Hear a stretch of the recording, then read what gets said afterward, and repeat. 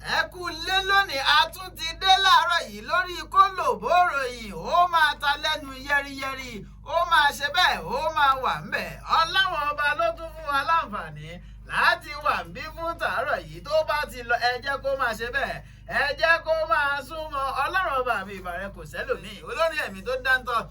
ààrẹ mẹ̀kúnnù káàbàtà oníjọba òfìjọba kingdom kọ́lá lálàáfíà ní tìbútòrò gbogbo àgbáyé èmi kan náà ní giant of Africa òmìnira ilẹ̀ adúláwọ̀ ẹ wò ó ṣe é ti gbé rédíò yìí àti dékólókó máa lóko ṣùgbọ́n kó gbé rédíò lọ́wọ́. kó gbé lọ́wọ́ ni o. mú ìwá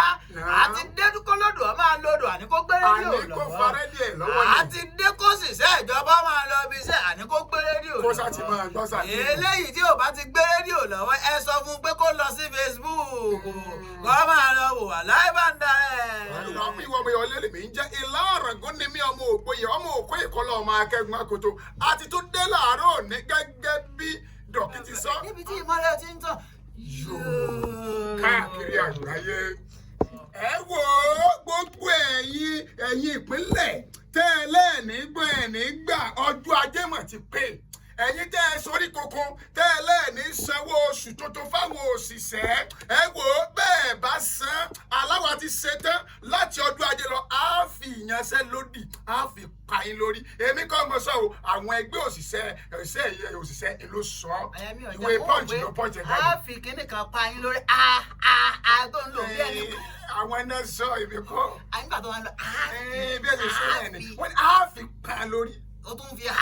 wọ́n fún mi àtijọ́ pẹ̀lú. mú ìwá o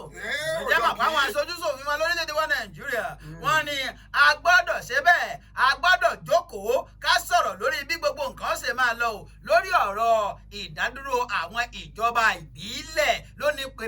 pèrèngede ọ̀sẹ̀ tí ń bọ̀ náírà wọn ò jókòó. tó dọ̀kì ìwé ìròyìn Daily Post ló post èyí ó post ẹ̀ sí gbòòrò ayé falafala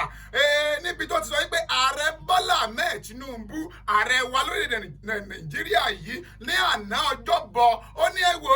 ẹ̀yin ilé ìgbìmọ̀ aṣòfin àgbà ẹ dákun ẹ gba lẹ́tà yìí kí ló wà ní lẹ́tà náà ó ní àwọn ọkọ̀ tí mo fi ránṣẹ́ sí yìí ẹ dákun ẹ bá ń gbé yẹ̀wò ẹ bá ń buwọ́lù àwọn ẹni mo fẹ́ kí wọ́n máa rí sí iléeṣẹ́ tí ó máa rí sí ètò àwọn ọlọ́pàá. Kọmíṣàn kọ́nù àwọn kọmíṣàn kọmíṣàn. a darí ọ̀rọ̀ wípé o ṣí pòlò àbó ò ṣí pòlò ipò tí a fi ọ́ sí. ká ló sì pòlò máa yàn náà epo wọn náà fi sí tí mo sì lò sàánù mi Sálímù mọ̀ wáyé tí sí pòlò dọ̀kì mọ̀ kó gbàgà sí lọ́wọ́. àṣọ àlàlọ́kọ̀ báyìí alùpùpù èyí tó wà hàn kankan. bẹ́ẹ̀ ni ètè sọ ọ kọjú sí mi ó ní mo sí pòlò pípé ewu dọ́kì gbéra ńlẹ̀. ìwọ kọ́ mọ̀ ń bá wí o lórí ọ̀rọ̀ ìṣípòlò ṣẹ́rẹ́ èmi tẹ̀wé àkọ́gbọ́dọ̀ jẹ́ mi ọgbọ́dọ̀ jẹ́ bóyá bíi Zainabu àbí Kọ́ndírì àbí David àwọn wọn jẹ́ ṣẹ́rẹ́ èmi tẹ̀wé yìí $400,000 iná ni mo gbà tí mo bá Emefiele gbà sọ́wọ́ èmi kọ́ mọ́ sọ bẹ́ẹ̀ ẹni tó wá jẹ́rìí nílé ẹjọ́ iná lọ́sọ̀ o $400,000. àyà ni ò ìjà mo kọ́ rò bí wọ́n lọ gba $400,000 ní ìbá ní kò já ọjọ́ pín báyìí náà. tí n bá gba $400,000 wàláyà ìsọ bàbá Sàlímù ẹja shift Sàlímù kò mí. dọ́kì àníṣe ẹ wo èmi tẹ́ ń wò yìí ẹ kàn ń wò mí ni kò sínú èròǹgbà mi o kò dẹ̀ sínú iṣẹ́ tí mo wá ṣe èmi ò níṣẹ́ kan tí ń fún ẹnìkan èmi kọ́ mo sọ mínísítà tí ń rí ṣètò òṣìṣẹ́ àti ìgbanisíṣẹ́.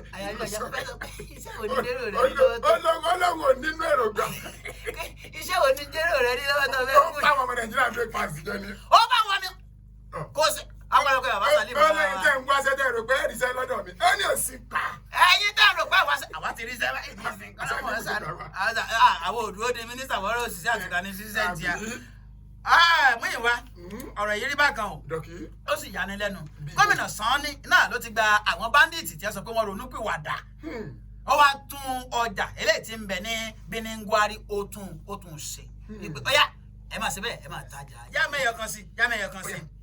ṣẹ́rẹ́ mi tẹ̀ ń wò yìí ń tẹ́ ẹ̀mọ́ lẹ́ẹ̀mọ́ èmi ni mo mú ìtànná ògo oòrùn Nàìjíríà tí mo mú jáde tí gbogbo yín fi rí i báyìí tí ìbá ṣe bẹ́ẹ̀ ẹ lè rí ìtànná ògo oòrùn Nàìjíríà. ìwọ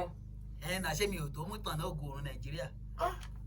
ègbé èèyàn bá ti mú tànà Sàlímù jáde kò mú tànà Ògòrò náà kí ló ń tayé mọ́ àmẹ́mi kọ́ ọmọ sọ̀rọ̀ ààrẹ Bọ́lá Ahmed Tinubu ọ̀rọ̀ tó sọ ní France iná àánú wo jádókè lọ àbọ̀kẹ́yọ̀ kan bẹ̀. jádókè lọ. dábàá ti padà dé àwọn tí wọ́n ṣe bẹ́ẹ̀ tí wọ́n jẹ́ lámì ètò wa wọ́n ń bẹ ní ìkàlẹ̀ fún tòní à ń lọ à ń bọ̀ àti dé. mo kí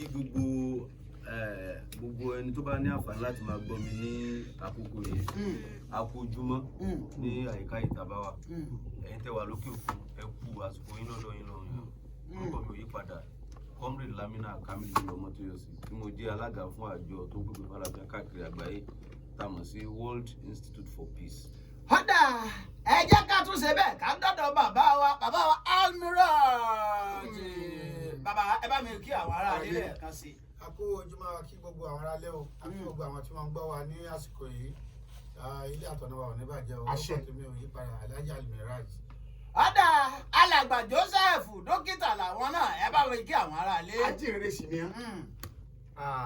mo kí gbogbo ẹ̀yin tí ẹ wà nílé orúkọ mi ò yí padà èmi náà ni Dr. Fadeyan the Osun State Coordinator for Institutes and Agricultural Sustainable and Research Abuja. tọ́ abẹ́rẹ́ àwọn ará Abuja méjì ẹ jẹ́ bẹ́ẹ̀ látọ̀dọ̀ comrade Lamina Kamilu Ọmọtóyọ̀sí ṣe wà ń bẹ̀ sà ẹ̀mbẹ̀mbẹ̀ epo Dangote tọ́lẹ̀sì ju epo NNPC lọ wọ́n ní NNPC sọ pé tó ẹsgíìsì mà 1,030 naira iná légbó pọ́tà ní ọ̀bà jáde jálá kan kí lè rí sọ̀rọ̀ yìí ẹ rò pé nǹkan kan ti ṣe nǹkan kan.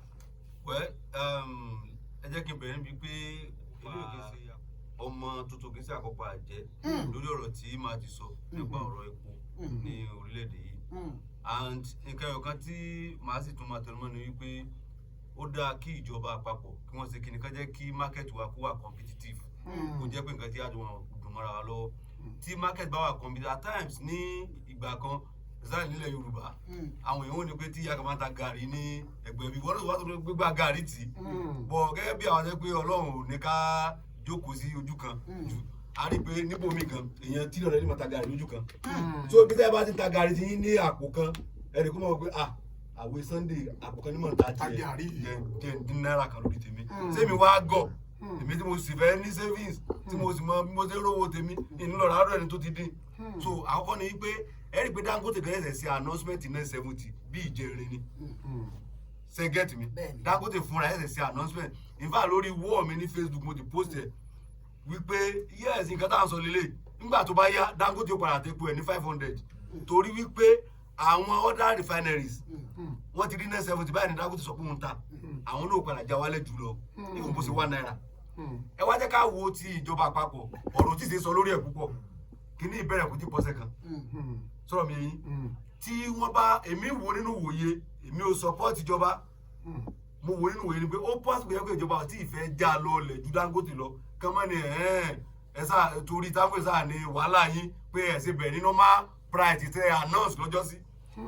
ṣe get mi pé ó ṣe jẹ́ pé bẹ́ẹ̀ ṣe bẹ̀rẹ̀ yìí ẹ̀rí pé Dangote ṣe ní 70 ẹ̀ sáà lọ sí ní 800 àbẹ̀rẹ̀ sí ní 700 ẹ̀ sáà fẹ́ kó wàhálà bá máa yìí mo mọ̀ pé tí àwọn tí wọ́n wà ní ìgbọ̀nù ètò yìí tó bá ń gbọ́ ètò yìí àbí tí wọ́n bá tiẹ̀ gbọ́ àwọn náà wọ́n padà jòkó mọ̀ wọ́n pé ǹjẹ́ ó yẹ kí taládàáni kó lẹ́ẹ̀sì ju ti ìjọba lọ nǹkan tá a sì mọ̀ lọ́jọ́ tó ti pẹ́ ni wípé kò sí bí nǹkan aládàáni lè lẹ́jú ti ìjọba lọ bẹ́ẹ̀ sì wáyé mo mọ léèwé tẹ́ lọ nígbà tẹ́ ń sanwó skul nígbà tẹ́ wọ skul gbà yẹn àwọn ọ̀rẹ́ yín tán lọ wọ skul ní state schools àwọn èyí tán san o skul kò jẹ́ pé ìjọba kan fẹ́ lójó káàgbé òkè ẹ jẹ́ ká ṣe kó ju tiẹ̀ lọ nígbà tó bá yẹ á jalẹ̀ torí kò sí bórí ìjọba ṣe fẹ́ sọ pé àwọn tó wà nígbọ̀nù gbogbo wọn lè sọ kẹ́kọ̀ọ́ síbì kan. kó tó di pa kó mbẹ ọ̀gbẹ́ni Kamilu tẹ́ bá wò dáadáa sọ yẹ kíjọba máa fi ọmọ Nàìjíríà kí wọ́n máa fi play joker. àtàgbé torí àwọn kan ẹ mọ̀ pé petrol ẹ mọ̀ pé wọ́n lọ rẹ epo lọ́dọ̀ wọn. ẹ jẹ́ ká kọ́ ọmọ yẹn kinní kan iléeṣẹ́ ìfọpo refinery ti Nàìjíríà tó wà ní Port Harcourt aláwọ̀ kan tó kọ́ sí yìí wọn ti parí sẹ́ńbẹ̀ o. 70% ló sì wà 70% gẹ́gẹ́ bí wọ́n ṣe sọ in fact a ní information kan tí ẹnìkan tó release lánàá tẹ́ni sọ pé nínú bí ọ̀nà méjì tó ti máa fọ epo níbẹ̀ ọ̀nà kan ni wọ́n ti parí ọ̀nà kejì ló tóbi jù ọ̀nà kejì ló tóbi jù pé wọ́n sì wà ń bẹ̀ pé nígbà àbọ̀bọ̀ yẹn ní òun débẹ̀ ọmọ ìlú yẹn gangan ni àwọn host community ara wọn ló ń débẹ̀